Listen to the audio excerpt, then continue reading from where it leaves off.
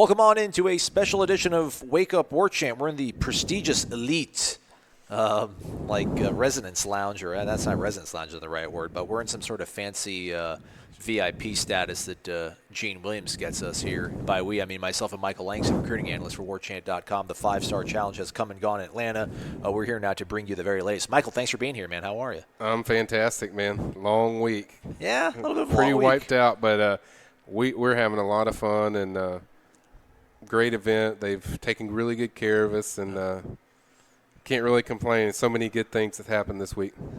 All right, so much stuff has gone on that I have a note card in front of me here, Michael. I never even do this for Corey. I'm never this organized, but we're just going to go pretty much all recruiting. I mean, we've been here for the last 2 days. Gene's been here the entire week. So much to get to. I guess first off, let's just go ahead and I guess he stole the show. He didn't walk away with any trophies, but Dante Lucas is the most interesting man in Atlanta this week. The offensive lineman from IMG Academy, originally from the Miami area, but is now at IMG Academy. Just put on a show and then put on a prize fight for a little bit for the people in attendance. He was phenomenal, and I think it was a culture shock for a lot of people that haven't seen Dante play in this kind of setting. Yeah, just because the way he plays, I can't even explain to people the way he plays. He brings a mean streak. Like he doesn't even know the name of the whistle stops. Like that's the way he plays. He comes at you, never stops, and he's not just going to win the block. He's going to destroy the block, and he's not afraid to get. No matter who challenges him, he's not afraid to get up in your face. And I mean, to say he was physically imposing and just dominating is about an understatement. I mean, he was phenomenal, and I was impressed just his footwork more than anything. He's a big dude, but man, you wouldn't think a guy that moves like that, as big as he is, and once he touches you and gets his hands on you, it's lights out. There's a great photo of him from a previous camp where he's got his hand cupped behind the head of a young man, and then his other hand is kind of placed upon the young man's face or kind of his sternum. I guess you could say, looks, he's giving the kid a baptism. Yeah. So that turned into a Photoshop of him with a Pope regalia hat on and everything. And now we're gonna call him the Pope now. Yeah, he's fine with it too, I think, right? I will give Gene Williams credit. Gene gave him that name. Yeah. He gave him that name, and I'm like, Gene, come on, that's not gonna stick. I'm like, come on, he ain't gonna like that. And then we did a really good. I just got finished doing a diary with Dante, which is I've done diaries for the last 5 years at this thing. This is the best diary I've ever done. It was very emotional, just touching on certain things. And truthful, too, I imagine. Yeah, he keeps it real, right? Very honest. He was real. He's come up with a hard life. He's lived from Miami, but he loved the nickname that Gene gave me. He's like, I'm taking that to Florida State with me. I love that. I'm going to stick with that. And he kind of liked that because that's kind of, the way he blocks and the way he plays. And he walked me through kind of that play of what happened with the baptism, looking like he's baptizing the guy. And it was pretty phenomenal. I won't go into everything, but it's a very phenomenal kid when you get to know him personally and on the field. He's just an absolute monster. The kid, I've never seen a kid that plays as mean as he does. Yeah. I haven't seen one in a while. It's something else, man. And, the folks who see some of these videos, I mean, these kids are blocking like it's Saturday, but they have no pads on, no helmet. Some guys are blocking high, some guys are holding, some guys are clutching tight, and then he and a defensive lineman got tangled up, and by and large, Dante kind of stonewalled him and stymied him, and then the young man actually threw a punch, punched Dante Lucas, and then Dante Lucas proceeded to baptize him with flames coming from his fists. It took 3 grown men, like one of the actual camp trainers and then like 2 of his teammates to calm him down, and then the other kid walked away with a bit of a puffy eye. So Dante don't mess around, everybody. That was the wrong move and the wrong guy to do that with. I knew he already lost the blocking battle. Don't get into a fight now. Yeah, he's already stonewalled, and then when I saw him stow a punch at Dante, I'm like, that's the last guy you want to do that. This guy scraps for everything he's ever gotten. And I knew he was going to go after him, and he didn't back down. I mean, Dante was just all over this poor kid, and but it just speaks for he's not going to back down from anybody. Yeah. Like, you come at him hard, he's going to come at you harder. And, I think that kid learned that. And, it was but it was a perfect moment because it kind of signified just the way he plays. Yeah. It wrapped it all up and personified it. Yeah. Michael Langston joining me here on a special edition of Wake Up War Chant on the road. We're here in Atlanta for the Rivals.com 5-Star Challenge. Not only was it a sort of recruiting combine and a venue for us to kind of see these players, elite players, but it was also a platform for one player to go ahead and make a commitment. Derrick McClendon from Tucker, Georgia, who we caught up on the spring tour, committed to Florida State. I don't think that was much of a surprise to you, as dialed in as you are into things with recruiting in him. But what kind of kid is he? I mean, not even so much maybe the way he plays on the field, but just what are your impressions of Derrick, getting to know him over the last few months?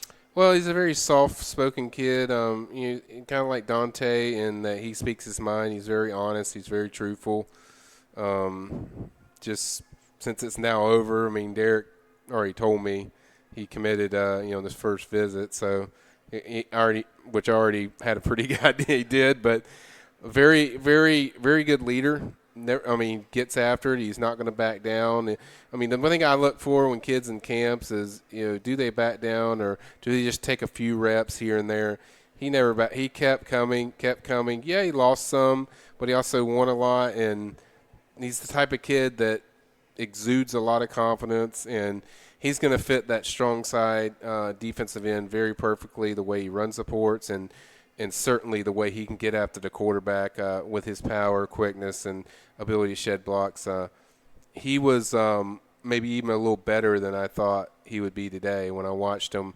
But he found things. He learned things that he was making mistakes on. He fixed those and certainly made some big plays, and he was very good today. But he's a kid that I think a lot of FSU fans will fall in love with because of the way he works.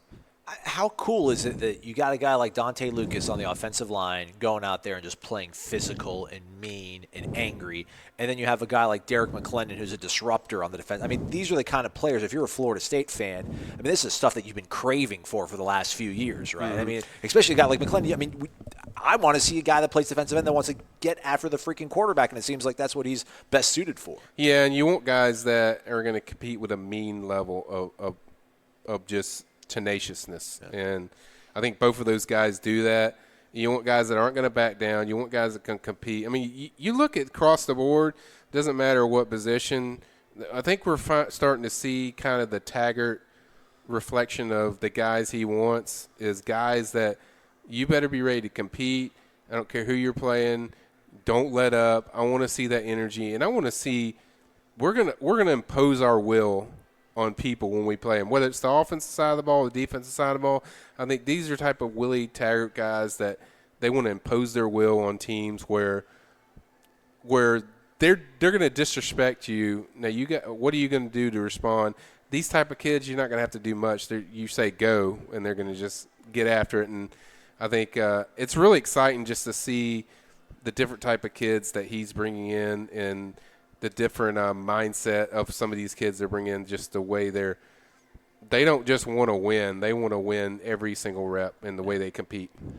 Derrick McClendon announced to the nation on Saturday that, or so am I saying Saturday? It's Thursday right now. It feels like it's a weekend almost. Derrick McClendon pledged to the nation on Thursday that he was going to commit to Florida State, but on Wednesday he actually sat down with Michael and gave us some real good insight into why he selected Florida State. It's just talking it over with my family, talking it over with, praying, asking God to lead me in the right way, talking it over with my coaches at Tucker High School, and so just through that process, I weighed my options, and I just felt like Florida State was the right place for me. Yeah, they weren't always there though. Yeah, they really surged with you on that first visit, and I could tell you were blown away by that first visit. Mm-hmm. Was that when you kind of knew, like, man, this thing is changing? I mean, definitely. It was, they were like one of my last few offers. You know?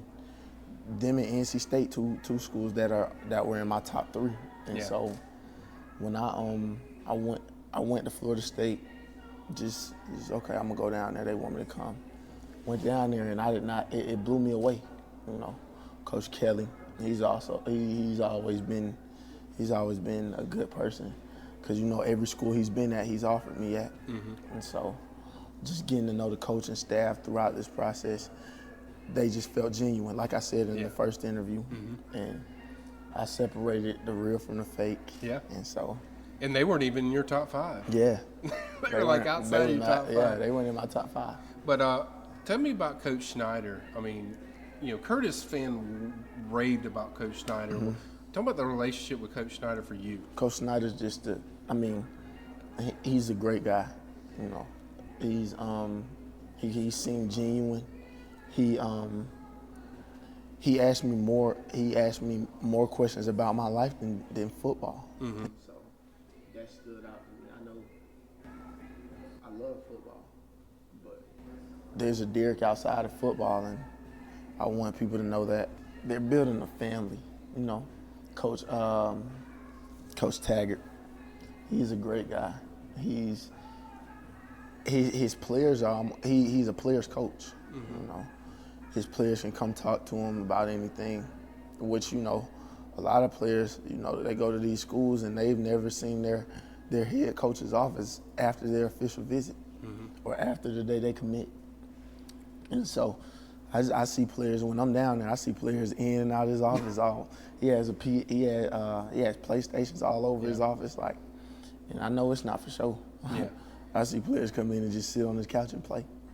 That again, Derrick McClendon talking to Michael Langston on Wednesday prior to making his commitment, kind of made public to everybody in the nation. I just always thought it was cool how he said that he wanted to focus on who was going to be real and honest with him, and then eventually he ends up picking Willie Taggart. And I think this is obviously another glimpse into why Willie is going to be such a good recruiter, because we keep talking about him being able to relate to the kids, and I mean that's kind of proof positive, right? Exhibit A through Z. Yeah, and in that interview, which everyone can see on warchant.com.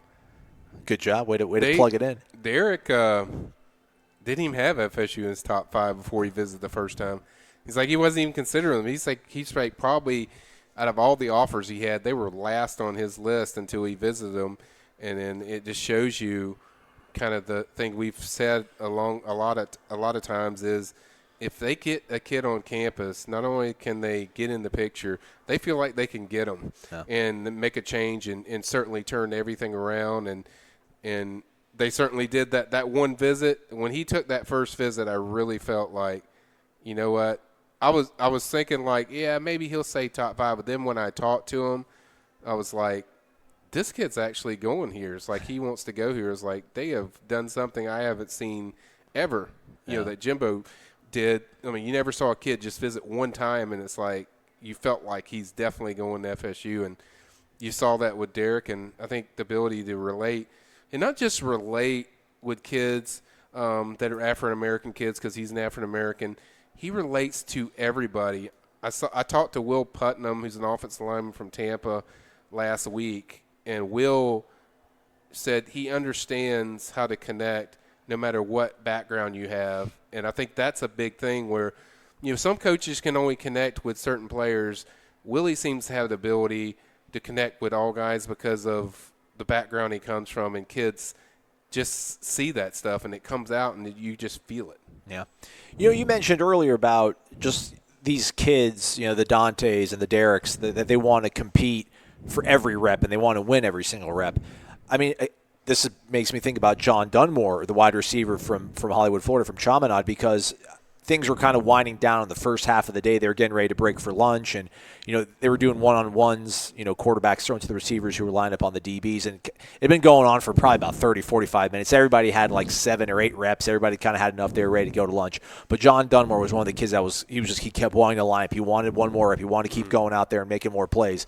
And dude, that kid, I don't know if it's his hair, but he, to me, looked so much different than any other receiver there, just in terms of him, like the precision of him running the routes, the quickness coming in and out of it. You hear like coaches talk about, the way he's able to break in and out of his routes, and you're like, huh, what? But you see a kid like John Dunmore, you're like, oh, that's why. That kid's something, man. Yeah, and it's his mentality when you watch him play, the reps he does. You always can tell by the reps in these kind of events of kids that want it. And he was a guy that every skill that he did – at first, I thought it was just, he maybe was just good at that. It's like every skill they ran through with the kids, he was one of the best guys doing it, and certainly stood out from that. And then one-on-ones, he just kind of continued that. He just, got by countless guys. These are elite guys. These aren't guys that are just average schmoes that he's beating. He's flying by these guys, and he was phenomenal.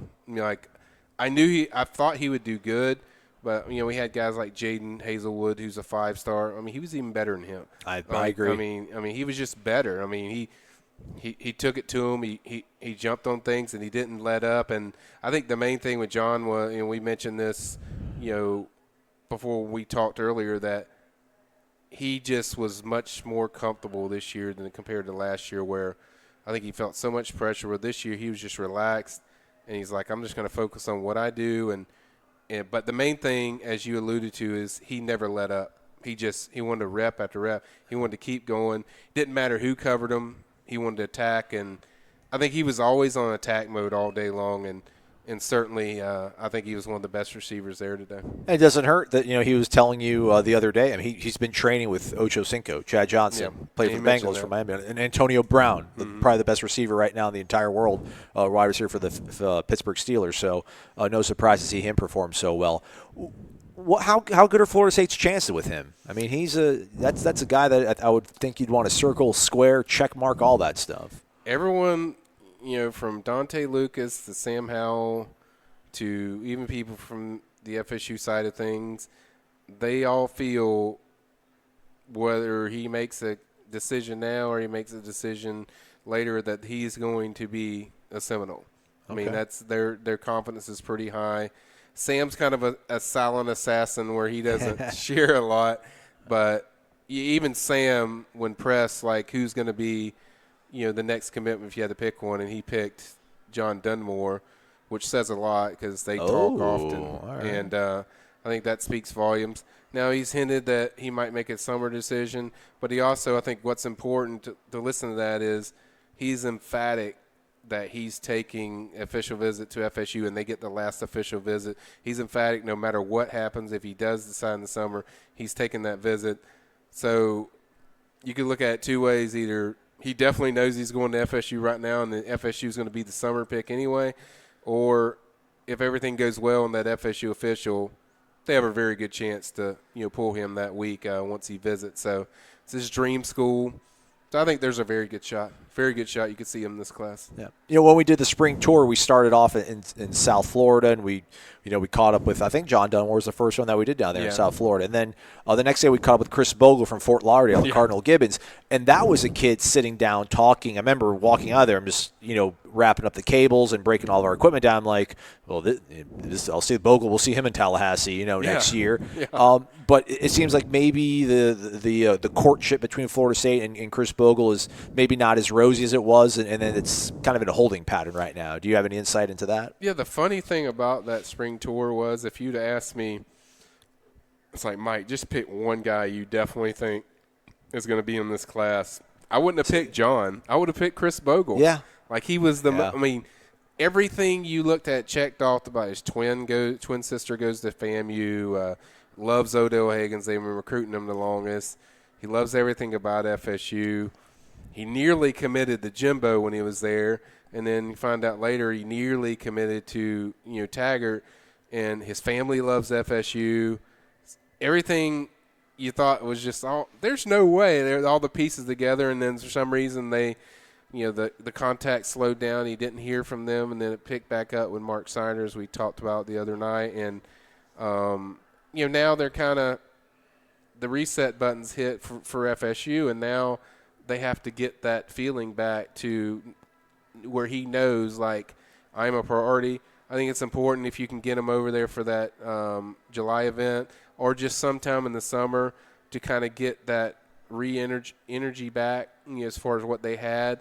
And make sure he knows, no, Chris, we do want you, and that was a communication screw up, and we should have made sure we want you bad, and certainly Dante Lucas is helping a lot with that, but they're going to have to reset that and get that back up there. I think Miami, Alabama, I think LSU. Dude, he looks so good. Yeah, he was the MVP for the defensive line. He looked good. We go through the MVPs, and some of them we agree and some of them we disagree on. that's one I think anybody that was there today, watched that. I don't think that's one you would argue with. It was a phenomenal performance, and he was just tremendous. And I was even telling you, Aslan, about the story where I talked to Chris the night before, and I was like, well, you worried about going inside against guys since they're bigger and stronger than you? And so, Chris told me, I'm gonna go inside just to show you that I can do it. And he purposely did that today, where if you watch a lot of his video when we break it down and when Rivals puts out the one-on-ones, you'll see the majority of his one-on-one moves were all inside. He did a lot of inside moves, but I think that's also the mentality, the way he plays with. Like, he loves when people doubt him, and I guarantee you there was a lot of people that questioned, including myself, what he would do against bigger guys. And I think today he showed why he's one of the top defensive ends in the country. Yeah, recruiting is crazy. It's like working out. Like, you can work out steady for like 4 or 5 months and get a little bit stronger, but then if you miss like 1 week in the gym, like, you'll lose all of it. And it's like with these kids, like if you don't stay in contact with them, if you don't, quote, show them the love, it's crazy how things can change. But plenty of time for Florida State to kind of get back on the right side of things with that relationship. One relationship that remains rock solid for the Noles is with their quarterback, their crown jewel, Sam Howell. He looked to be one of the best I mean, there was a number of good quarterbacks at the camp, and he kind of shined brighter than most, I felt like. What do you think about Sam? Yeah, he was very good. I've seen his ball placement when they did position stuff. I've seen it a little bit better, but it wasn't far off. It was very similar to stuff I've seen, and throws a pretty ball. Everything's a spiral. His ball placement's usually, that's how high of a view we have of Sam, because we're expecting perfection on ball placement. And I'll tell you what, like, anything like 15 yards and in, he's pretty locked in on. Yeah, and the thing with him, where you see a really good quarterback, is when you get in 7-on-7 type situations where you have to read coverages, you have to go to second and third options. That's where he just really destroyed people. I mean, he was incredible, able to read stuff. He can go to his second, third option, and he knows where to put the ball. He knows the ball placement. That's where he really shines, I think, even more than before. And then, just see him in person and see him in this kind of environment, you see really how strong an arm he has. I mean, his arm, he has got a cannon. And, the more Walt works with him when he gets there, I mean, this kid's going to have a, on paper, it looks like a pretty special career. And what I like, too, is just his demeanor. It's like, I watched him a few times when he was in 7-on-7, he threw 2 big, deep touchdowns, and Sam's just walking up the field like, and everyone else is jumping around, chest bumping. Sam's just walking down the field like, what'd you expect? He's like, stoic. This is what I expect to do. Yeah. It's not cockiness. It's just, I'm doing my job. This is what I expect to do. I expect to deliver. I expect to make plays. And you can see the way you could see how much he prepares no matter what event he's doing, whether it's a game or whatnot. This kid's a ultimate preparation guy. And I thought that was interesting because, of course, we haven't seen him live in a game, so this is as close as we'll get to, and just seeing him throw touchdowns, it was kind of like, I haven't seen too many quarterbacks that just don't show any reaction. So I thought that was kind of interesting. Yeah, everybody keeps comparing him to Baker Mayfield, and it's like, man, they couldn't be any more different, at least in the way they kind of show their emotion. Yeah, you could see, like, his hair is similar to Baker. He kind of looks like Baker, but body's kind of like Baker. But besides that, they're pretty different as far as their mentality, their focus. Sam doesn't really get rattled that much. I mean, you don't see Sam grabbing his crotch on the sidelines or doesn't do that. Doing kind of inappropriate things where he lets the emotions get a hold of him. You don't see his That's the one thing, if people compare him to him, I would say the thing is, no matter what situation, whether it's a 5-star challenge or if it's opening or even a game, you don't see Sam get frustrated or emotionally get taken into where somebody wants to take him. He's going to control what he wants to control.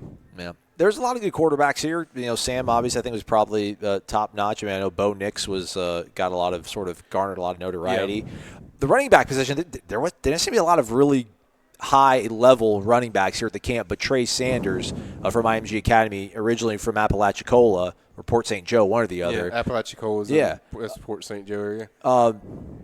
Clearly was the best running back. What's this battle you feel going to be like for Florida State to get him? How interested or how serious you think his interest is in the Noles? Well, I think the best news for them was the fact that his brother was expected to enroll in Florida. I think with Florida, we've seen. Well, I've joked with it. I joke with people. They're like, somebody put on the post on the board like, well, what if this kid don't go to Florida State? Man, it's going to be a meltdown. And what if he goes to Florida? I'm like, I wasn't aware that elite guys do that anymore. Hey. So it was kind of a harmless little joke, but it was at the same time that's kind of been reality. And it's like, but the last place you want a top-notch kid's brother to go is Alabama, because Alabama wins these battles like they're easy. So I think that was a bonus for FSU. Certainly it helps Florida. That's it's certainly a niche that you can work with, but I think if his brother went to Alabama, it would have been a much harder pull for FSU to get him. I think it's obvious his family loves FSU.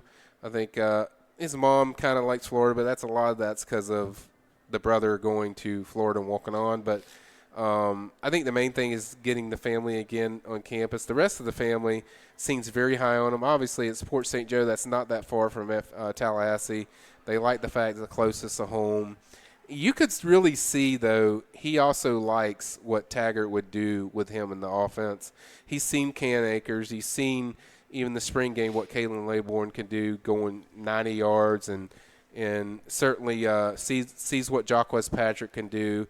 I think he sees everything of how these guys are used, and he knows what Taggart should do. I think the main thing is if they went over the family and just keep building that culture with him, I think they're going to be a strong factor. And the good news for them is it doesn't seem like, Trey has an idea of when he'll decide. And, and even if he did decide, he's not signing until December. So they're going to have a chance.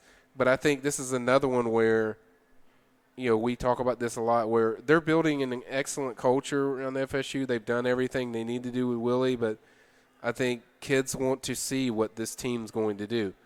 Yeah, I'm not talking about you don't have to go 12-0 or 11 wins or even 10 wins. Kids are looking to see, okay, you get 9 wins, beat some quality teams, beat some rivals on there.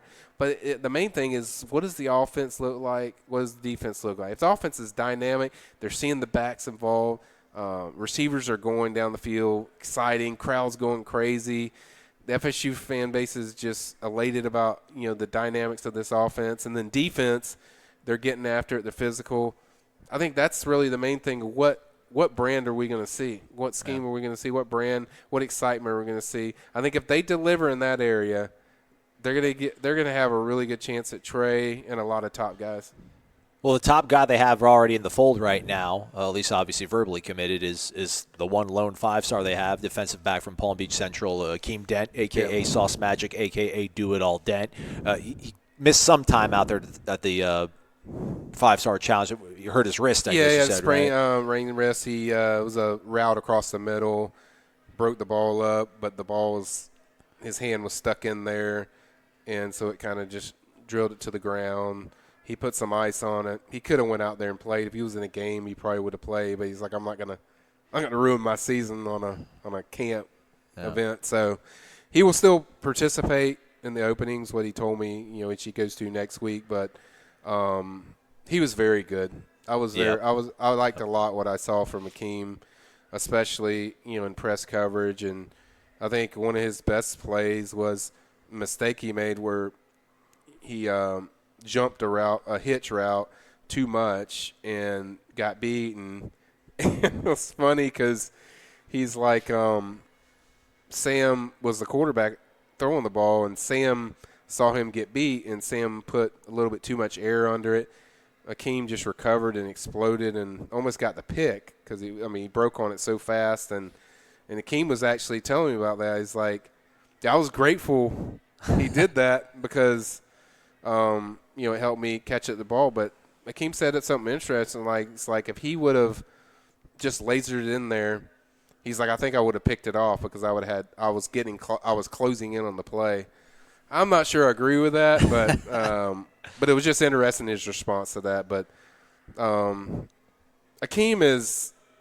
is a fun guy to talk to because, I mean, you were there with me, Aslan, when we interviewed him. He is just a fun dude. He is. Like, he's a swag guy that it's like, man, there's no telling what he's going to tell me if I ask him. It's like, what is he going to say? And, I asked him yesterday before the even thing started, it's like, saw some magic. Yeah. That's what they call you. That's and I was like, right. What am I going to see tomorrow? He's like, you're going to see some magic. So he was right. He delivered. And I think, and Dante Lucas kind of touched on this where, him and Akeem, have been told a lot of their lives, like, yeah, you're not going to make it, man. Come on. You're either too small or in Dante's case, you're too big. I mean, you're too fat. And so I think Keem's kind of that way where he plays with a chip on his shoulder every time he takes the field. And you see that. What did you see as we land the plane here and wrap up the program here? What did you see in terms of new faces, new names? What do you walk away from after this stint here in Atlanta in terms of just some guys that you didn't maybe necessarily think Florida State was hot after, or maybe they were hot on Florida State, but now you leave here thinking, oh, here's some other names that we should probably keep an eye on?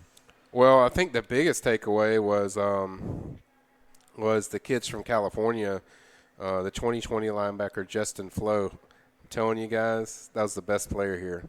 Like that really? kid was unreal. Okay. As good as there was so many great players, I thought Justin was the best player here. He's currently the number 8 third best player I think in the country of the 2020 class. This kid is built like a tank, but then when you watch him, his thighs almost as big as this table. I wish you people could see. It's a long table, folks. It's wide his and long. thighs were so big, and usually when you have big kids with thighs like that, there's not a lot of flexibility. You see a lot of stiffness. This kid was not like that. I mean, he was very flexible. He was incredible in coverage all day long, and you really don't see that from linebackers in this type of event. Justin was absolutely unreal. And then you had Antone Stampa is another 2020 linebacker. He actually won the linebackers. That's what we need to hear. We need the linebackers. And he won the Gauntlet Award. I think it was like a quickness drill they did, and he was sporting his heavyweight belt. Yeah, he got that. So he was very impressive. I thought those guys. When I talked, I was surprised how many connections there were with FSU. So those are definitely two guys that I think FSU definitely has certainly a strong shot with. I think receiver we pretty much know. I mean, most of the guys we talked to, I think those are guys where they stand. But I think majority of the guys that were really intrigued were the 2020 guys, and then it's just interesting talking to guys that are getting a little bit of interest from FSU, like tight end Garmin Randolph, who I talked to briefly. It was kind of like, they're not really recruiting me hard, but I'm very intrigued by FSU. I hear you get one kid to visit and they talk about it, and the kids are like, man, I want to go there and see what it's about. So I think there was a lot of kids, and Sam even told me this, like there's a lot of kids that that were here that Sam says that wanted Sam to put in a word for them because they're intrigued by FSU. Right. It's not, hey, I'm serious about them, I want to go there. It was kind of like, I'm intrigued with what's going on there. I want to see what it's about. I kind of want to see what's so special. And certainly the 5-star challenge has been good to FSU. They broke the record for most commits in this kind of event. I think 6 now. So it's been very good to them. But I think the word's starting to spread about Willie, and kids are getting more intrigued of checking what's going on there in Tallahassee because I'm interested. Yeah, folks, check out warchant.com if you haven't already. There is just so much content. We'll keep you busy for the rest of the month. Your story on Akeem, is that going to be up on Friday? Yeah, it should be up pretty soon. I think people will like the story. I think you'll see a lot of humility in there from Akeem, and it might surprise some people. He talked up about a few guys that he went against, and I thought it was interesting just the way he broke down how he, attacked other, guys at this event, and was very calculated. And then he talks about FSU and certainly the connection there, and why, despite going on these visits, why these teams still aren't winning him over. It's like there's something about FSU, and it's a special place for him. So that story should be up either late tonight or probably when we're on the road on Friday morning. Very well, very well. Again, so much on warchant.com. If you didn't see the punch that we just spoke about earlier in the program with Dante taking it to some dude from Alabama, it's on warchant.com. It's on our YouTube page. Nuggets galore on warchant.com. Everything you could possibly want from this event. Gene Williams has you covered. Michael Langston has you covered. And I put up some video as well. So, Michael, thanks for joining us, man. Everybody, have a fantastic Friday. Enjoy your weekend as well. Thanks for listening to Wake Up War Chant. Corey and I will be back on Monday. Take care, everybody.